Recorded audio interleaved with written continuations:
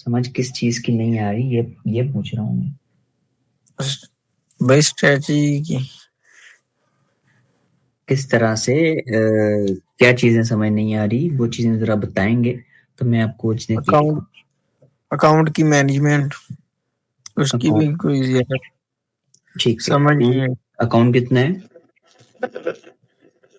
Account account $50 का। $50 का, ठीक है। $50 वो का किस? वो लॉस हो गया था। लॉस हो गया था $3। और थर्ड, दोबारा फिर करना है। ठीक है। अभी टोटल कितना कर सकते हो?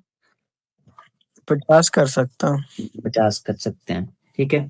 आपके पास है, क्या कहते हैं उसको, मेरा इनबॉक्स, मेरे मुझे डीएम करना, ठीक है। मैं लिख कहाँ से? दूंगा, टेलीग्राम, इंस्टाग्राम, जहाँ डिलीवर करें, ठीक है, मैं आपको मैसेज कर दूंगा। ठीक है। मैं लिंक दूंगा आपको, अकाउंट बना लीजिएगा ब्रोकर पे, डिपॉजिट ठीक कीजिएगा उसके अंदर। एक तो 13 ये हो जाएंगे और 15 ठीक है। नेक्स्ट हो जाएंगे, ठीक है। आपको 100% बोनस मिल जाएगा उसके ऊपर, 100 प्लस की अमाउंट हो जाएगी, उसके साथ ट्रेड कीजिएगा। और मैनेजमेंट आपकी मैं आपको बता देता हूँ।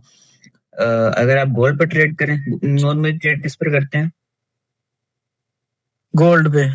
गोल्ड पे। गोल्ड को देखा देखा करें कि गोल्ड, अच्छा, स्ट्रेटजी कौन सी यूज करते हैं? स्ट्रेटजी हम्म, को वैसे ही नहीं लगा देते हैं ट्रेड, ज्यादा नहीं पता नहीं नहीं है। नहीं नहीं नहीं, ऐसे ना करें। या तो ऐसे करें कि ट्रेड को फॉलो, हमारी जो लाइफ होती है उसको, ट्रेड को फॉलो कर लिया करें। या भाई क्योंकि मैं, लाइव लाइव लाइव भाई आप किस पे ट्रेड करवाते हैं? गोल्ड पे करवाते हैं या बीटीसी पे करवाते हैं? किस पे करवाते हैं? सर एक मैं आपको चीज बताता हूँ। ट्रेड आप गोल्ड पर करें, जी यूरो पर करें, बीटीसी पर करें, जी। किसी पर भी करें, ठीक है। ठीक। उसके साथ क्या होता है कि अगर आपका रिस्क मैनेजमेंट ठीक है ना, आपका रिस्क रिवॉर्ड रेशियो आपको पता है कि कितना रखना है, तो कोई फर्क ठीक। नहीं पड़ता कि आप किसके ऊपर ट्रेड कर रहे हैं, ठीक है। सही। आपने गोल्ड पर ट्रेड करनी है, आपने एक जी एक ट्रेड में $50 का रिस्क लेना है, ठीक है। फॉर एग्जाम्पल, मैं ठीक। आपको एक एग्जाम्पल दे रहा हूँ, सही। ठीक है। उसके बाद आपने वही ट्रेड, आपने एक ट्रेड करनी है यूरो में, ठीक है। ठीक। और आपने जो है वो $50 का रिस्क लेना है, ठीक है। दोनों के अंदर ठीक। आपका रिस्क कितना है? 50-50 का। 50-50 है, ठीक है। अब क्या होगा कि गोल्ड के अंदर आपका एसएल बनेगा 100 पिप्स का, ठीक है। आपने लोड ले लेनी है 0.05, ठीक है। और जीरो आपका जो पॉइंट है वो 100 पिप्स के ऊपर एसएल बनेगा $50 का, ठीक है। ऐसे ही होता ठीक। है, पता है इस चीज का। अगर आप 0.1 की लॉट लेना, तो 100 पिप्स के ऊपर $100 का लॉस बनता है, ठीक है। 100, अब 100 पिप्स का एसएल है, हमने रिस्क रखना है $50 का, तो हमने 0.05 की लॉट लेनी है। पहले तो ये समझ लें कि कितनी लॉट ठीक। पर, कितने पिप्स पर कितना प्रॉफिट और लॉस होता है, ठीक है। ठीक। फिर ठीक है। ऐसे होता है कि अच्छा, अब आपने लॉट लेनी, उसके ऊपर गोल के ऊपर कितनी, 0.05, जिसका आपका होगा $50, इसलिए आपका 100 पिप्स का, ठीक है। ठीक। ओटीपी आपका होगा 1:2, मतलब कि $100 का, ठीक है। अच्छा, सेम आपने ट्रेड ली यूरो पे, एसएल आपका बनेगा 10 पिप का। ठीक। अब आपकी लॉट यूज होगी पूरा एक, नहीं, 0.5 की, वहां पर जीरो ठीक। पॉइंट जीरो फाइव तो आपका रिस्क बन रहा है $50, यहाँ पर 0.5 तो आपका रिस्क बन रहा है $50, ठीक है। तो जी जी बोले मुस्तफा भाई। अच्छा, मेरे को ये पूछना था कि जैसे हम अगर सिल्वर बुलेट पे ट्रेड करते हैं, हाँ। तो हम उसकी सारी चीजें जो होती हैं वो पूरी करते हैं, उसके बावजूद भी जब हम ट्रेड में एंटर होते हैं ना, तो फिर मार्केट एसएल की तरफ आती है। हम्म। तो अगर हमारा एसएल छोटा होता है तो वो जल्दी लग जाता है, और अगर हम बड़ा लगते हैं तो फिर अकाउंट हमारा खतरे में जा रहा होता है। आप मुझे कोई ट्रेड्स शेयर कर सकते हैं जो आपने ली हों?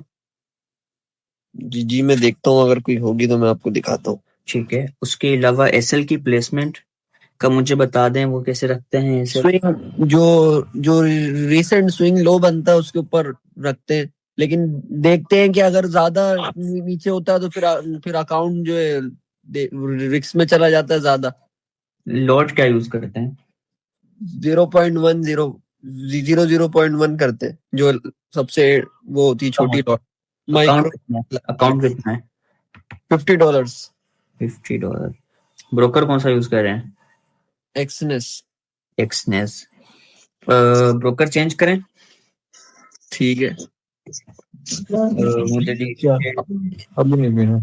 अब डिपॉजिट लिंक में ग्रुप में शेयर कर दूंगा। जकी भाई माइक बंद कीजिएगा प्लीज। लिंक में ग्रुप में शेयर कर दूंगा, रजिस्टर करके अकाउंट बनाइएगा, ठीक है? उसमें डिपॉजिट करिएगा, 100% आपको बोनस मिलेगा, ठीक है? उसमें $50 और ऐड हो जाएंगे खुद ही।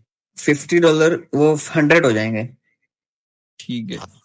फिर आप उस हिसाब से जो है वो ट्रेड कीजिएगा, मतलब कि आपका रिस्क मैनेजमेंट जो है प्लस बेहतर हो जाएगा। फिर मतलब आपने क्या करना है, वो $50 जो आएंगे वो रियल अमाउंट में होंगे ना, मतलब वो आपका ट्रेडेबल और लूजेबल जो है वो बोनस होगा। आप उसको ट्रेड करके इन केस आपकी रियल अमाउंट लॉस हो जाती है तो उसके साथ आप ट्रेड कर सकते हैं और उसके साथ जो रिकवर करेंगे अमाउंट वो आपकी होगी। अच्छा, मतलब आप उसके साथ ट्रेड भी कर सकते हैं और वो लॉस के अंदर अगर अब आपका बैकअप भी होगा 50 का और आपको एज अमाउंट ही यूज करेंगे, वो विड्रॉल नहीं हो सकती, एज अमाउंट यूज होगी, ठीक है? अच्छा, ठीक है। ठीक है। अच्छा, फिर उसके बाद आपकी क्या होगी कि आपका वो जो $100 हो जाएंगे, अब उस $100 को आपने क्या करना है कि अब उसके साथ जो है वो आपने मैनेजमेंट करनी है, ठीक है? आपका जो एसएल होगा वो लो का होगा, नॉर्मली लो का ही होता है, और कोई ऐसी जगह जहां से मार्केट ने लिक्विडिटी ऑलरेडी ली हो, लिक्विडिटी लेके आई हो, वहां पे आपका एसएल रखा जाएगा, ठीक है? देन उनके बाद आपका अकाउंट जो है ना, फॉर एग्जांपल आपकी जैसे भी मैं बता रहा था कि अगर एसएल बड़ा है, ठीक है, तो आप लॉट कम कर लें, और अगर एसएल छोटा है तो लॉट ज्यादा कर लें, और पर ट्रेड जो है आपके अकाउंट के हिसाब से $10 से $15 का रिस्क लें, इससे ज्यादा न लें। और अगर अकाउंट छोटा है, जब तक अकाउंट आपका 200-300 तक नहीं चला जाता तब तक आप यूरो का यूज करें। गोल्ड को जरा एनालिसिस के लिए रखें बस। गोल्ड पे ट्रेड कर रहा होता हूँ मैं ज्यादातर। नहीं नहीं नहीं नहीं, देखें, गोल्ड जो है वो एक अलग चीज है, और आजकल तो वो कुछ ज्यादा ही अलग है। नहीं तो जैसे सर, अगर मैं चाहूँ गोल्ड पे ट्रेड करना तो मुझे कितनी इक्विटी की नीड है? यार देखो, गोल्ड पर पता क्या है, उस पर एसएल आजकल बन रहे हैं 150 पिप्स, 100 पिप्स, 200 पिप्स। एक कैंडल जो है वो मूव इतना कर रही है, एक कैंडल इतना मूव कर रही है, जी। ठीक है? तो आपका अब ये है कि अकाउंट छोटा है। अब हम्म। मैं अगर कहूँ कि मैंने लेना है 100, मेरे पास $1000 है, मैंने $100 का रिस्क लेना है पर ट्रेड में, ठीक है? अब मेरा एसएल क्या कहते हैं 100 पिप्स का बना, मैं लॉट 0.1 ले लूंगा। मेरा जो है तो 200 का है, तो मैं लॉट कम कर लूंगा, 0 लूंगा, मेरा एसएल वही रहेगा $100 का, ठीक है? तो मैं इस हिसाब से उसको मैनेज कर सकता हूँ। लेकिन जब आपके पास अकाउंट छोटा है ना, जब आप ले ही 0.01 0.02 रहे हैं, तो उस सूरत में आप जो है उसको नहीं कर सकते मैनेज, इस तरह से बिल्कुल सही तरीके से मैनेज नहीं कर सकते। आप फिर यूरो का यूज करेंगे। यूरो के अंदर आपका एसएल बनता है 10-15 पिप का। अब 10-15 पिप, 10 फॉर एग्जांपल 10 पिप का एसएल बना आपका यूरो में एक ट्रेड में। आपने कहा कि मैंने पर ट्रेड $10 का रिस्क लेना है, आप 0.1 यूज कर लें। 0.1 के साथ क्या होगा, एक पिप के ऊपर $1 का रिस्क होगा, सिंपल। 10 पिप के ऊपर $10 का आपका रिस्क बन जाएगा। आपका जो है वो एसएल चला जाए, उस पर मैक्सिमम एसएल 20 पिप्स तक ज्यादा होता है। मैंने आज तक मेरा 20 पिप्स से ज्यादा एसएल रखा ही नहीं कभी भी, उसमें गया ही नहीं है। अच्छा, 15 पिप का है तो आप 0.07 यूज कर लें। 20 पिप का है, आप 0.05 यूज कर लें, रिस्क आपका $10 का ही रहेगा। तो आप इस हिसाब से जो है वो लेकिन उसके अंदर जो है ना, जब रिवॉर्ड क्या लेते हैं, जैसे जितना ऐसे ले तो उसमें गोल्ड के मामले में उसमें रिवॉर्ड भी कम मिलता है। नहीं, किसने बोला? मतलब मैंने एक बार चेक करा था, जैसे हम अगर इतना यहाँ टीपी रख रहे हैं ना गोल्ड पे, उस इस लेवल पे, तो हम लेवल को यूरो पे चेक कर रहे हैं तो उसमें रिवॉर्ड कम आ रहा है। नहीं, ऐसे नहीं होता कभी भी, ऐसे नहीं होता है। नहीं मुझे होता। ऐसा लगता है कि इसमें रिवॉर्ड कम मिलता है और उसमें गोल्ड में ज्यादा। रिवॉर्ड कभी भी ज्यादा कम नहीं होता किसी भी चीज में। पिप्स के हिसाब से, आपकी लॉट्स के हिसाब से रिवॉर्ड, रिस्क रिवॉर्ड कम ज्यादा होता है। कभी भी किसी पेयर को चेंज करने से आपका रिवॉर्ड जो है वो कम ज्यादा नहीं होता। हाँ, आप ये कह सकते हैं कि गोल्ड मूव ज्यादा कर जाता है, वो मूव कम करता है। वो मूव अगर कम करता है तो आप लॉट बढ़ा लें, सिंपल। कोई बड़ी कोई चीज नहीं है। आप बोले भाई यूरो के अंदर आप 100 पिप्स ले रहे हैं, गोल्ड के अंदर 100 पिप्स ले रहे हैं। अब यूरो के अंदर जो आपने 100 पिप लिया, मैंने 0.1 की लॉट ली, मुझे $50 का प्रॉफिट हुआ। गोल्ड के अंदर मैंने 0.1 के साथ जो है वो 100 पिप लिए, मुझे $100 का प्रॉफिट हुआ। तो ऐसे कभी भी नहीं हो सकता। यहाँ पर 100 पिप्स 0.1 की लॉट पर $100 का प्रॉफिट ही होगा। यहाँ पर 100 पिप्स 0.1 की लॉट पर $100 का प्रॉफिट ही होगा। जस्ट अच्छा सर, आप एक बात जी। और पूछनी थी कि जैसे हम कोई सेटअप लेते हैं तो वो हम सेटअप में जैसे एंटर होते हैं ना, तो मतलब उस पे एक डर सा होता है कि ऐसा नहीं लॉस में जाए या प्रॉफिट में जाए, कुछ पता नहीं होता। मतलब एक कॉन्फिडेंस होता है ना, वो बिल्ड नहीं हो पाता। सही है। पता क्या है, ये चीजें ना सिंपल, मैं आपको एक चीज समझाता। मैंने उस दिन ना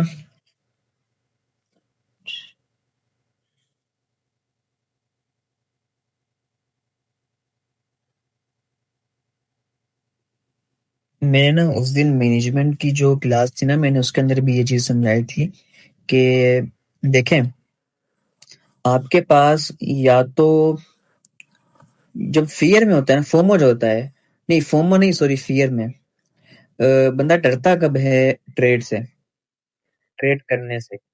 या तो आपका सेटअप सही नहीं है, या आपकी जो रिस्क है आपका वो ज्यादा है, ठीक है।